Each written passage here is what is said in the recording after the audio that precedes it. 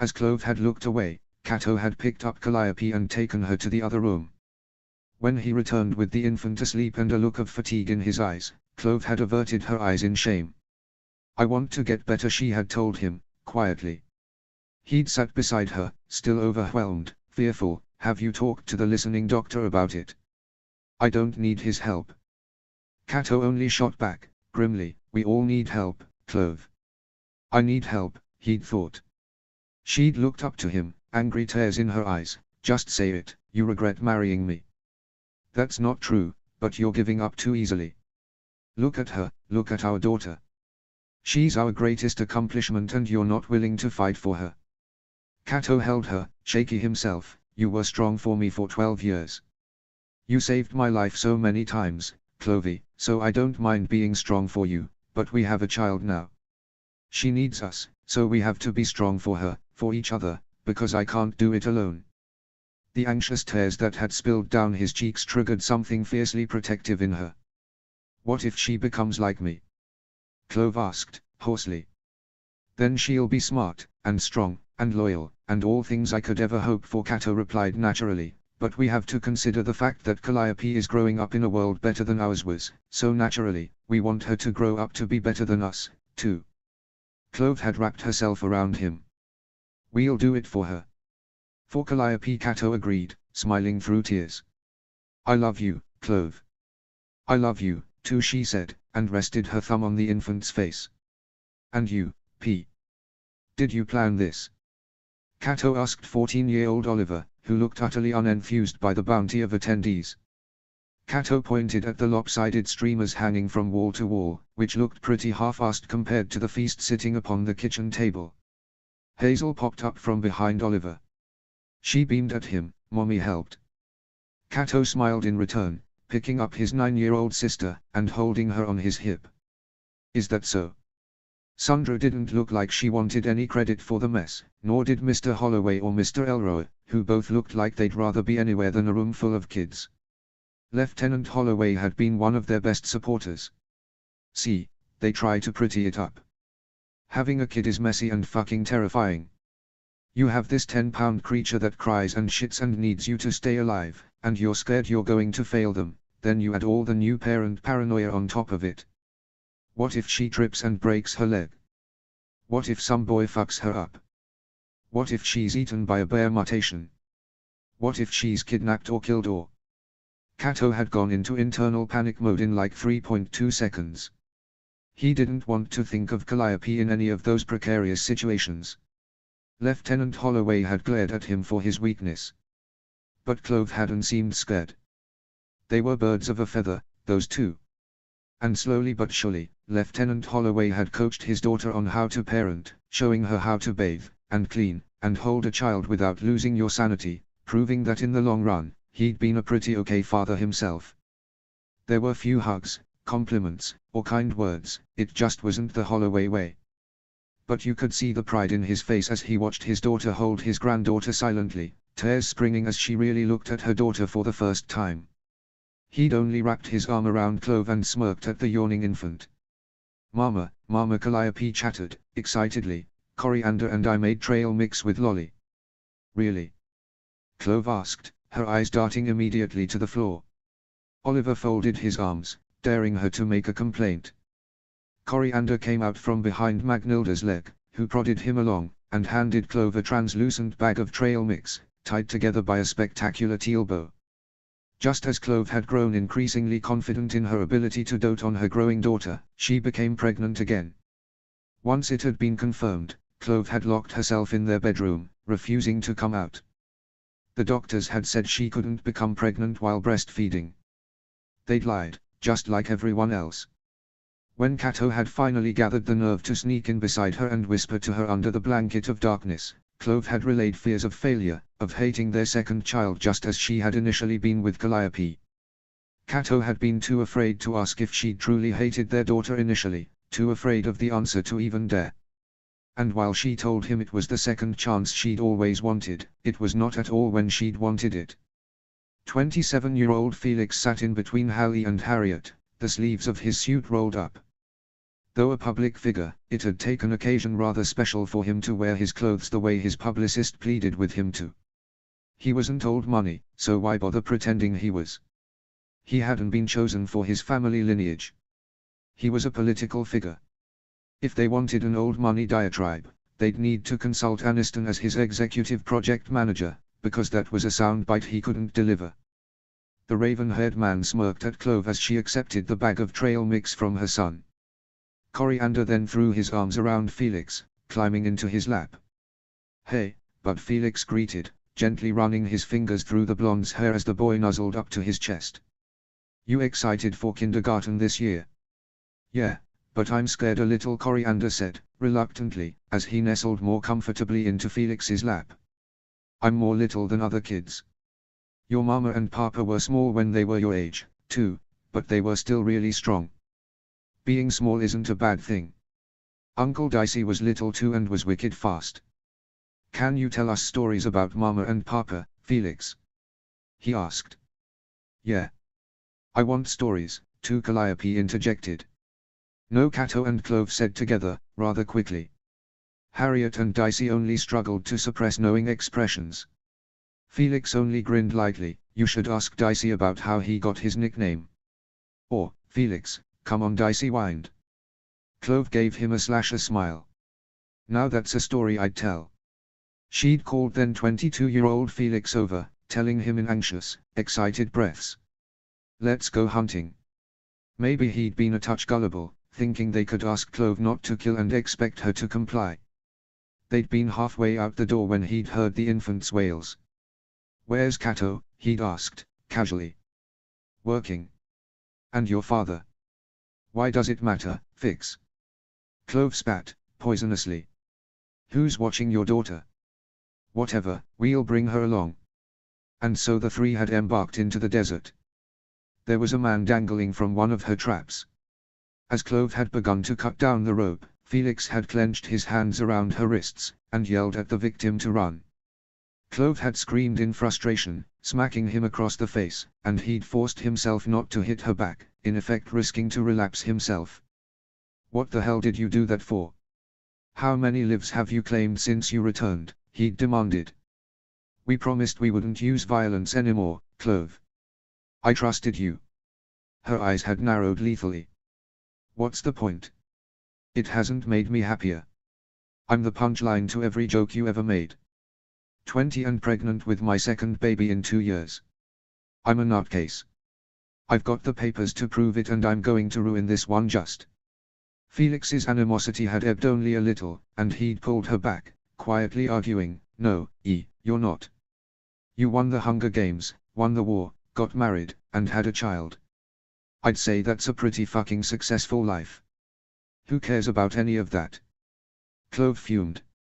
He'd arched his brows, suddenly heated, "And despite what you have, you're still ungrateful." At her bewilderment, he clarified, the hot air suffocating him. "My parents died when I was 8. Your dad fought a war for your freedom. My sister and niece were ripped away from me. Your sister is almost done with high school. My best friend died and yours lives across the fucking street from you. Me, I can't even go to bed without 3 layers of clothing, because being naked is being vulnerable and I learned a long time ago that when I get soft, I get hurt. You're fucking married and have someone who loves you unconditionally." And while Snow might have threatened Magnilda, he never put his words into action. He could have put Magnilda against Nero in the quell, but he didn't. Instead, I had to watch as Nee and Brooke stood side by side on stage as they were reaped. And damn if I don't miss Nee even more, because he let Brooke go. He let me save her even though he didn't believe me, and by the time he did, he was half dead, bleeding to death in your father's arms. And I spend every day thinking about how much of a fucking asshole I was to him, how I should have been more appreciative. So, sorry if I'm a little short of pity for you." The anger written across her face didn't register, and he didn't care. Felix picked up the baby's carrier and looked down at her scrunched up face. "It'll be okay, Calliope. Just because bad things happened to you doesn't mean my life was a cakewalk." Clove replied, acidly. "No, but if I can stay clean, so can you. You've always had a stronger will than any of us. But whatever, give up.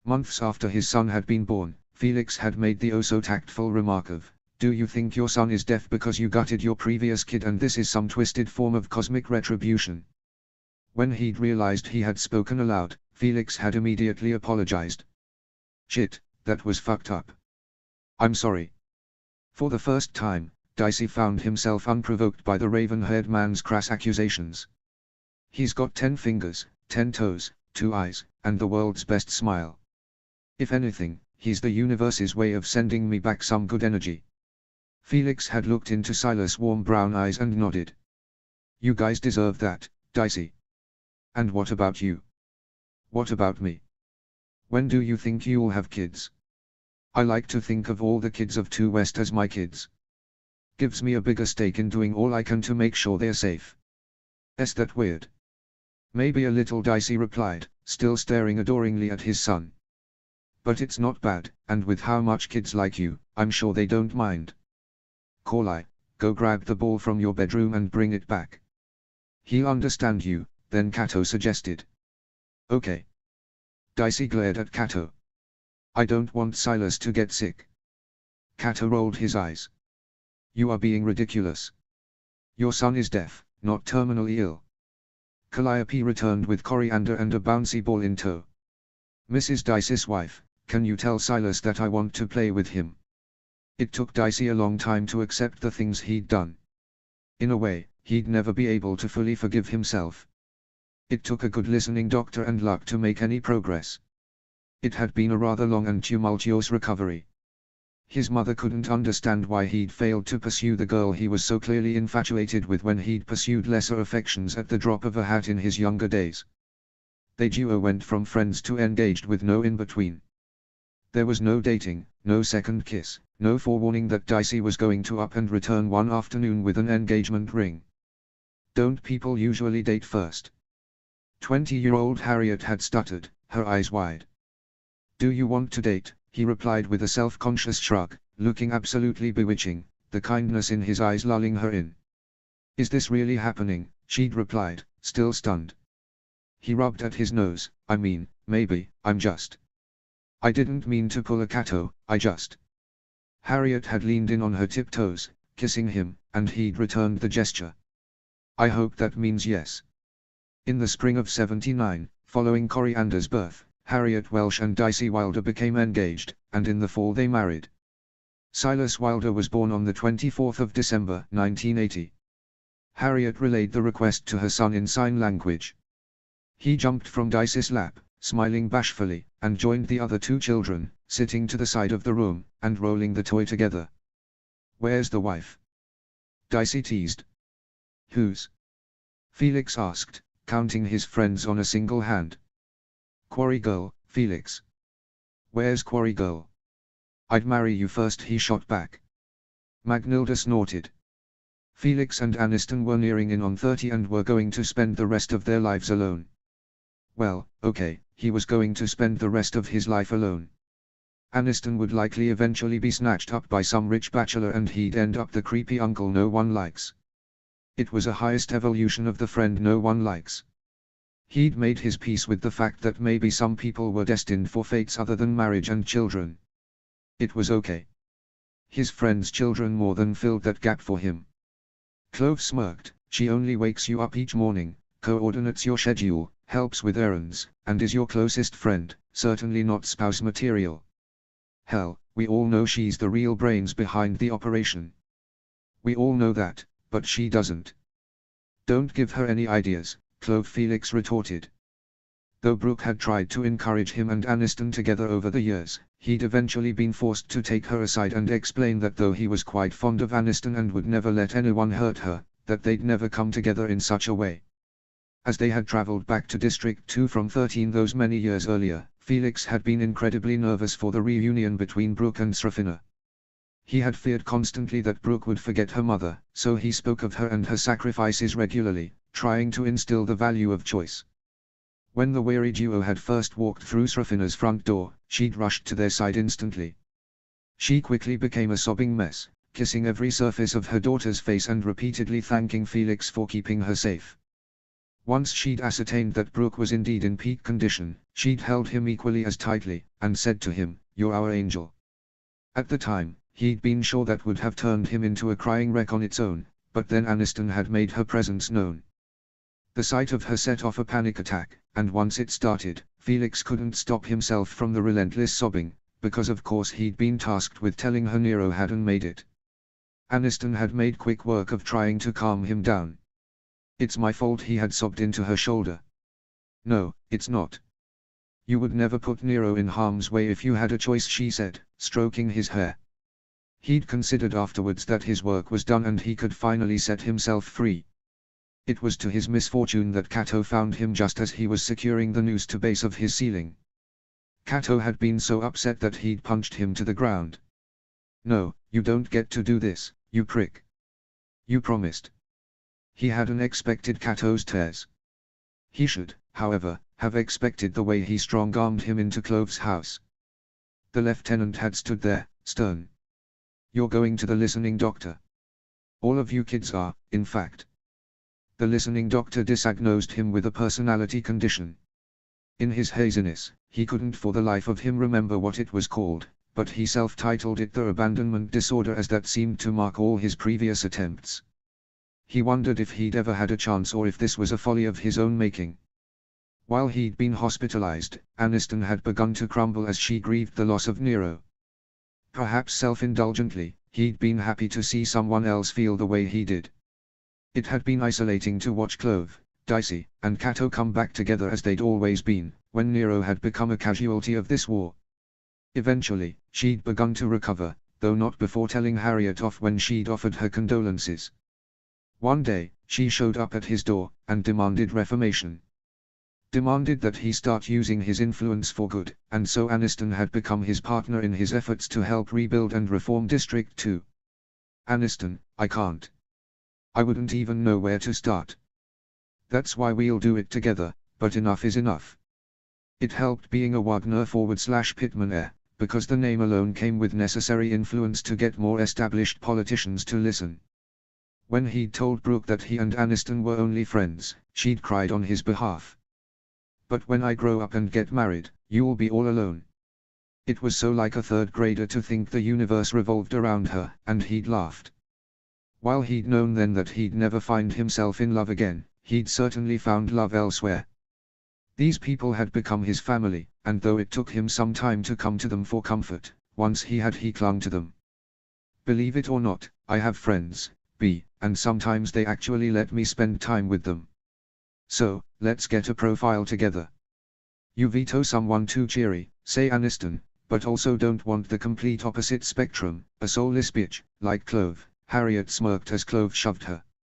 "Can't be too talkative, or too soft," Kato supplied, helpfully. "Felix likes a fighter."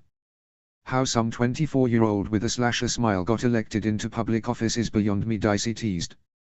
"How has he stayed in office since then?" Clove piped up. "Your staff must down a couple of shots of whiskey before you pop in every morning." "I know I do," Dicey joked. Felix rolled his eyes and said to Clove, "I wish I could tell 8-year-old Felix not to punch baby Clove in the face, then I wouldn't be suffering the consequences of your friendship 20 years later." "Well, I'm sure 6-year-old Clove would appreciate not being punched in the face," Clove replied, smirking. "Still think you would have ended up here 20 years later anyways, you ham." Silas reappeared, raising his hands. Dicey pulled him into his arms and signed, "What's wrong?" "I don't want you to be sad, Daddy," the 3-year-old replied in sign language. Dicey only kissed his son's head and said, "I'm not, but, because I've got you. You're just envious that you don't get to spend your days reading letters from elderly women and getting lectured on the rabid mutations." Harriet gave him a smug grin. "Oh, is that what you do?" When he'd returned home to 2 West, Felix was back where he'd started. Alone, in Victor's village. After returning from the hospital, he and Harriet decided after some prompting from Dicey that they were tired of the hurtful memories of Victor's village and moved out to 2 West together, consolidating their funds into a house. With Aniston as his life partner, Felix slowly began piecing himself back together. He still missed Nero, still missed his sister, his niece, and still felt so lost without them, but he wasn't alone anymore. He had his own makeshift family now.